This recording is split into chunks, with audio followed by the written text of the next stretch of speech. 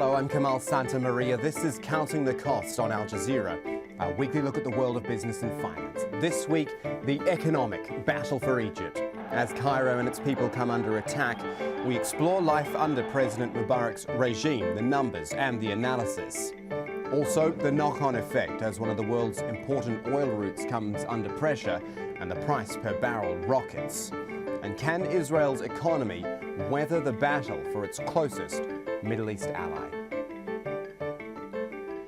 So welcome to a special edition of Counting the Cost, looking exclusively at what's become known as the battle for Egypt. We're not in our usual studio this week because, quite frankly, the story's been front and centre of Al Jazeera's news agenda for the best part of 2 weeks, meaning a lot of changes to how we've been operating. But still, we are here looking at not just the economic impact of the violence in Egypt, but its economic beginnings. Here is Egypt by the numbers, which goes some way to explaining what triggered these unprecedented protests in the first place. The headline is that Egypt is the third biggest economy in the Middle East. It is worth $188 billion. Ahead of it, the biggest economy, Saudi Arabia, around $370 billion, and the United Arab Emirates at 260 odd. However, Egypt is the most populous nation in the Middle East. It has more than double the number of people in, for example, Algeria. After that, you've got Morocco. Iraq is next on the list as well, population-wise, and Saudi Arabia. So you start to see the discrepancies, don't you? A country with the most people, but not the biggest economy to serve them. And the problems do go further than that. Right, here's a rundown of Egypt's specific problems. Unemployment, first of all. The World Bank says when President Hosni Mubarak came to power, unemployment was running at about 5.4%. There it is. But look at how it's gone since then. It rose to a high of 11.3% by 1995, dropped back a bit, 8.7% by 2008. But you see the bump again at the end there, and the IMF numbers tell the story there. 2009 unemployment was at 9%. Last year it was at 9.2%. The problem is most acute with the young. Male youth unemployment is the key area, says the World Bank. This is ages 15 to 24. It's been rising. It was 15.8% back in 1998 and then trending upwards ever since 23.3% by 2005. So, how do you absorb the growing number of unemployed? Well, the economy apparently needs to expand at a rate of 7% for that to happen. Government says that, but this is the actual performance of Egypt's economy. And you see only 2 years, 2007 and 2008, only twice did it actually hit that mark of 7% growth. So that's your unemployment picture. Poverty, that's a whole other issue. Again, the World Bank numbers show the percentage of people living on less than $2 a day is at 18.4%. And $2 doesn't get you much when inflation looks like that. Look at that. It's anywhere above 7.5%, 8% and trending upwards the entire time between 2008 and 2011. And perhaps ironically, this pyramid diagram illustrates best how income and consumption is spread amongst the population. That's the bottom 20% of the population, which has 9% of the income. Look at the top 20%, 41.5% of Egypt's income. And get this too, President Hosni Mubarak and his family have amassed personal wealth of at least $40 billion. So you see the cold hard facts. A lot of Egyptians don't see much of the country's wealth, a lot don't have jobs, while a small elite seems to share in all the spoils. Let's start with our analysis for this week. George Abbott is the Senior Counsellor and Director at the Institute of International Finance. He is also a former Deputy Director of the IMF's Fiscal Affairs Department. And I spoke to him earlier in the week from Washington, D.C. Let me start with the economic, being an economist. One is that for a number of years, Egypt was not growing really fast enough to generate employment, especially for the young. Number two, corruption around the established ruling party and those connected to the party became very visible and alienating for much of the population, while at the same time poverty continued to be quite widespread. Something like 43% of the Egyptian population still lived under $2 a day. And third, the world has changed around Egypt and around the young generation that's coming into the labor force. It's no longer acceptable to live under authoritarian regime. We've seen the Soviet Union collapse. We've seen a number of democracies rise in a number of countries. And young people are becoming impatient with authoritarian regimes holding them back, that they cannot join this open, liberated world that they have seen and continue to see on websites, through the press, the media, and through their travel. Let's go back to the point of Let's go back to the point of unemployment. I think that's probably one of the most important ones to look at. Was it recognised as a problem, do you think, by the government before any of what we've seen in the last few weeks? Was it recognised as a real issue that could lead to something worse? They did. However, they did not do what needed to be done some years back, in fact, to create the conditions for generating employment, especially for the young and the educated. Unemployment in a number of countries, for example, in Tunisia, is close to 14%, in Egypt, close to 10%. There's huge underemployment in the public service, in a lot of the large public sector corporations. People are not feeling that they are being very productive. At the same time, among the young people, in the ages, for example, 20 to 29, that's when young men come into the market and young women come onto the market. They want to establish their career, they want to start a family, and unemployment among these is something like 60, 70%. It's 56% in Tunisia, it's over 70% in Egypt. And that's where the frustrations begins to build among the young, the educated. Sorry to interrupt you, where is it coming from? Because what you've just described is something which could be described in any number of Middle Eastern country. What is it that the governments or that society or structures across the Middle East aren't getting that is meaning those people in those times of their lives can't get a job?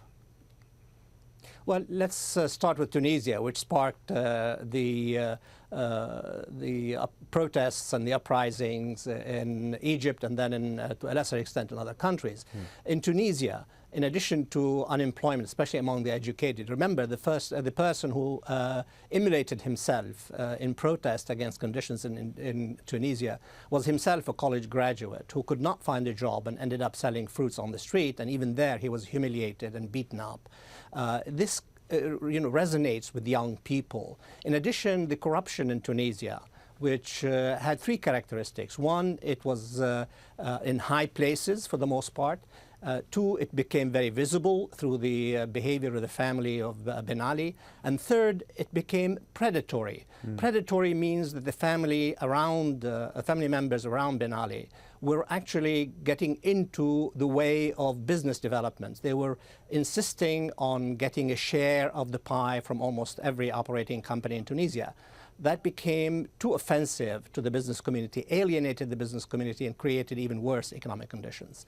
In Egypt, the corruption had not gotten quite that far, but at high level it is. It is visible among the super rich who live in guarded communities, who fly their own jets and have a lifestyle totally alienating for the rest of the population. There comes a point when young people simply cannot take it anymore. Any thoughts then on how you would create jobs in the Middle East, how to try to sort this out? Well, it starts with first political reforms. I think you need to open up the system to allow young people to seek business opportunity through entrepreneurship, small business development, to travel, to learn, to bring foreign skills into the country. You need a more open political system also that rewards the people who work and who produce, and does not reward those who are necessarily connected or powerful or politically influential. Number two, you need to link up with the rest of the world. Many countries in the Middle East, especially the oil countries, but also Egypt and others, have been on the margin of the global manufacturing cycle. Take a look at Mexico, for example, because of NAFTA and the way industry developed in Mexico, or industry developed in Asia, which employed millions and millions of young people with high skills, high wages. The Middle East has been left out of that cycle. It doesn't have very large manufacturing that's competitive. It doesn't produce products that are competitive. It depends on natural resources, on tourism, on remittances from the rich countries, and on, in the case of Egypt, the Suez Canal, and strategic assets that that the country inherited. It has not really generated the kind of industry, high-value industry, high-value products that attracts young and educated people and produces demand for high skills. Right. This has not happened. I wonder if we could just focus down onto Egypt again, but more specifically, what is happening, the violence that is happening now and the effect of that. I mean, I spoke to one of our correspondents there who was saying quite simply you couldn't even go to an ATM, a cash machine, and get any money. The acute effect on Egyptians right now must be huge. Absolutely. In fact, banks have been shut down since last Wednesday. That's more than a week. The ATM machines were emptied early on. It was the last of the month, as you know, the end of the month on Monday. People usually get paid either the end of the month, the beginning of the month. They were not getting paid. The pensioners did not receive their pensions. And since a large swath of the population in Egypt really lives from day to day, it was a devastating impact on people's lives. Stores ran out of supplies, or the supplies rotted in the stores. There was some looting. There was complete breakdown of the economy. The central bank was not open. In fact, the government could not refinance some of its debt. Everything came to a halt, and this has an immediate impact on the daily lives of people. And this cannot go on for very long. And in fact, that's one of the reasons why perhaps the government, and specifically the armed forces and the intelligence services, may need to move quickly to put things down, or at least to find a way out of the situation. Egypt cannot be shut down for much longer. That's why the Minister of Finance, the new Minister of Finance, the central bank governor, has said they will try to open the banks on Sunday. And I think between now and Sunday, something needs to be done to clear the streets to some extent, either through reconciliation or through other means, in order to get the country moving again. However, at the same time, what happened yesterday in terms of violence seems to have provoked a negative reaction across the board, not just in Egypt, but in the Arab world and here in the US. And we understand that the Prime Minister has stated that he will immediately launch an investigation into what happened and hold those who caused this the bloodshed to hold them accountable. George Abed, it's been great talking to you. Thank you so much for your time. All right, let's turn now to the issue of exports. Egypt does have a lot to offer the world. In fact, next time you dry your hands on a towel, just check the label to see if it's not Egyptian cotton. Nadine Barber has this report from London on those trying to do business with a country in crisis. For more than a week, they've been emailing and calling Egypt. Finally, they get through. Nothing will happen this week. Nothing will happen this week. OK. This company in London sells cotton products to places like hotels. A quarter comes from suppliers in Alexandria, and right now, the factory's shut down. I can't get through to Egypt on the phone. Only mobile phones, guys who actually have their mobiles on them, will answer them. And even then, it's like intermittent. No one's open. It seems everyone's just looking at TV, or I don't know what the situation really is. But it is desperate, I think. The Egyptian cotton that goes into the bedding and the top-of-the-range toweling here is known for its quality, and often hotels won't accept anything else. Of course, any prolonged closure of Egypt's ports is going to have an impact on many other industries as well. The uprising against President Mubarak has closed down not just Egypt's stock market and banking system, but also many shops and factories. That could cause real problems both abroad and locally. In some ways, Egypt's been doing well. GDP grew by more than 5% last year. Its exports in 2009 earned nearly $30 billion, up by over a fifth on the previous year. But 1 in 4 Egyptians is now out of work. If businesses start closing, that figure's sure to rise. The Suez Canal accounts for 8% of the world's seaborne trade. Because it's still open, some experts say the protests will have only a short-term impact. You're seeing food prices increase dramatically because of the inability to transport items. But at the same time, Egypt is still earning money from the Suez Canal, which has not been affected so far. So it's negatively affecting businesses that are in Egypt for sure. But I would say that this is likely to be a temporary effect. And whatever happens politically in Egypt, traders around the world are hoping it'll soon be business as usual. But the problem is damage can be done quickly in the world of business. You heard Nadeem say there, Egyptian banks and stock markets, they were closed during the violence, which always adds the risk of an eventual run on the banks as people run short of cash. But again, it exposes the problems underneath, which brings us to our second analyst this week, Malcolm Gray from Investec. Malcolm, thanks for your time. So much has been put at risk, as we see. But as I say, again, it goes back to the economic conditions beforehand, doesn't it? Things like the absolute basics of life, being able to get cash, food, inflation. Look, I think economic conditions in Egypt were, by emerging market standards, reasonably good. I mean, there had been increasing pressure on the inflation line, given increasing food and fuel prices. But one's got to remember that there are subsidies on food and fuel in Egypt. And I mean, the issue around joblessness, I mean, there certainly is an unemployment issue, with sort of official stats running at around about 9-10% unemployment. But in reality, you compare it to a lot of emerging markets, you know, the employment levels in Egypt are reasonably good. So I think the kind of driver behind these protests may, in the early days of the process, appear to have been a sort of food inflation type issue. But I suspect in reality it was a lot more driven by a democratic fervour that was growing amongst the population. But how can you keep a lid on inflation in emerging economies? Look, it's a tricky issue to manage, and it's particularly tricky in countries which are managing their currencies as well. And Egypt has essentially a nominal peg currency, and as a result of that, you know, they essentially caught with essentially a really reasonably static currency in the face of dollar commodity prices that are rising. So it is tricky. I mean, there are countries like South Africa where essentially the currency appreciates, and that tends to take away some of the inflation pressure.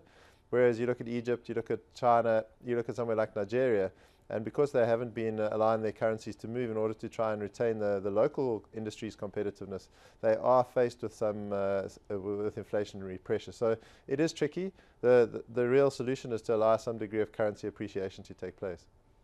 All right, tell me what it's like to do business in Egypt, because Mubarak's regime did bring in business leaders into the government. Did that actually have a positive effect? Look, I'm no expert with respect to the politics in Egypt, but looking at from the economic perspective, particularly over the last 5-6 years, there have been significant strides in terms of economic reforms, and looking at some of the leadership that was moving into the various roles, it certainly appears that in terms of some of the basic economic policies, the management of tax, they'd improved the tax collection system. There was certainly a business-friendly environment that was being encouraged, and the economy appeared to be reasonably well managed. Having said that, it's a complex issue, and given the relative sort of dispersion of wealth within Egypt between the rich and the poor, you know, that was probably a key challenge. And I think there were fears around you know, excessive appointments in some business roles within government. But net, we were reasonably constructive and positive on the economic reforms that were being managed through the Egyptian economy by the government. Now, Goldman Sachs has got Egypt as one of the nations on its N11 list, basically 11 emerging economies just below the BRIC nations, Brazil, Russia, India, China. What do you think? Does Egypt deserve to be ranked among those? Well, I certainly read the Goldman Sachs research, and it's a term that was coined by Goldman Sachs, the N11, and then essentially it covers the next 11 countries beyond the BRICS. The 2 countries in Africa that are on that list are Nigeria and Egypt, and to a large degree I do believe that Egypt is deserving. I mean, it has a large population, around about 80 million people.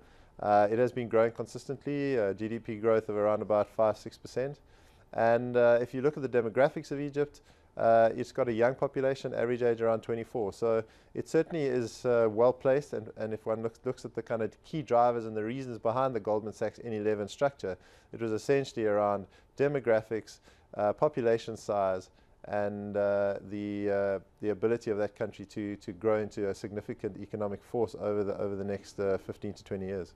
And the wider effect, you know, unrest in Egypt risks spreading into Algeria, Jordan, even Standard & Poor's is warning about that. Look, it's a difficult one to answer. The reality is, as I've mentioned, really no political expert, but it does seem like there is a sense of growing demand and fervor for greater degrees of democratization in countries which may not have the greatest forms of democracy. The risks are obviously higher now, given Tunisia and Egypt, and we've seen some recent political changes in Jordan. But the reality remains that these things are very difficult to predict. There tends to be a momentum that can gather, and I think as long as the leadership is responsible and communicative with its population, hopefully these various transitions can be managed peacefully. All right, Malcolm Gray there from Investec. Thank you for your thoughts. So there are real concerns that as a result of all this unrest and uncertainty, the investors, not to mention the middle class and the rich Egyptians, may take flight, which of course means money pouring out of the economy. In fact, according to Reuters, as much as $500 million a day over a 2-day period before the banks were closed last week. No problem though, the central bank says it has $36 billion in foreign reserves and can meet the demands of investors should they withdraw money. But according to Barclays Capital, foreigners own $25 billion of Egypt's assets, half of which is in bonds. And Egypt's ability to raise foreign currency to meet its ability to pay those day-to-day bills, import goods, likely to be damaged further by a fall in remittances and tourists. Here's what else the central bank has said. Remittances in the fiscal year to June were $9.5 billion, and tourists brought in as much as $13 billion in 2010, so it's a big part of the economy. And another source of foreign currency is the Suez Canal, for now unaffected, but about 29 million tonnes of oil, or 2,700 oil tankers, passed through the canal in 2009, so it's clearly crucial as well. Joining us now from Jerusalem, Kalev Ben David, who is the Israel Bureau Chief for Bloomberg News. Thanks for your time, sir. Watching what's going on in Egypt at the moment, what's been your overriding feeling, economically speaking, about the relationship between the countries and what might be at threat here? Right. I mean, there is concern here in Jerusalem over the stability of the Israeli-Egyptian relationship, including economic ties. I wouldn't say those ties are crucial for both countries, but they're substantial, about $500 million a year in trade between those countries. Most important for Israel are imports of Egyptian gas, which account for about somewhere between 5 to 10% of Israel's annual energy supply. You know, those Egyptian gas exports to Israel have not been popular in Egypt. The opposition has protested them, even made a legal case against them this year.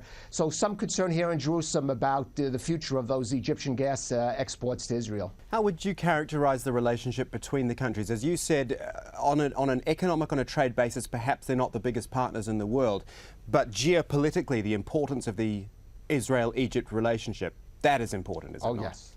Right. Well, yeah, it is important. First of all, let me make clear, I mean, Egypt is Israel's biggest trading partner in the region, if only by default. But there is a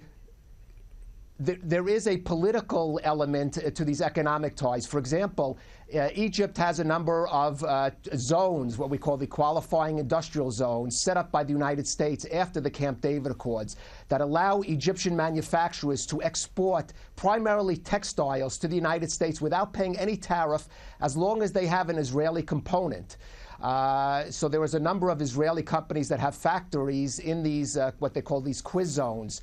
Now, again, we're not talking about, huge, I mean, the exports are significant, but even more important is the political significance to the United States. They see the economic ties that are between Israel and Egypt as a symbol of the sort of, even of the Camp David Accords, and it would certainly just be upsetting to Washington as it would be to Israel if, for example, these quiz zones would get into trouble because of the developments in Egypt.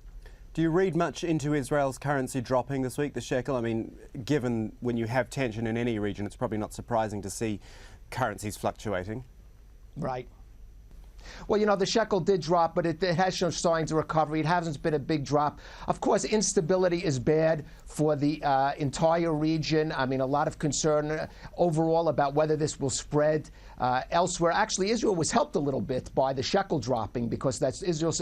The government here and the Bank of Israel felt the shekel was too strong and it was hurting our exports. So actually, there was some little good news in the shekel dropping. But of course, if the situation in Egypt, the instability should continue, I mean, that will be bad for the the economy of the region as a whole, including for Israel.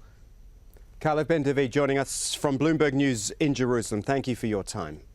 And that is our Counting the Cost special on Egypt, just highlighting that as a country lurches through political and social unrest, an entire economy is under threat too. There is plenty more information on the battle for Egypt online at aljazeera.net/English.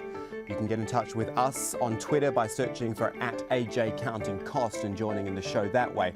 And of course, keep it right here on Al Jazeera English for all the very latest from Cairo and beyond. I'm Kamal Santamaria from the whole team here on Counting the Cost. Thanks for joining us.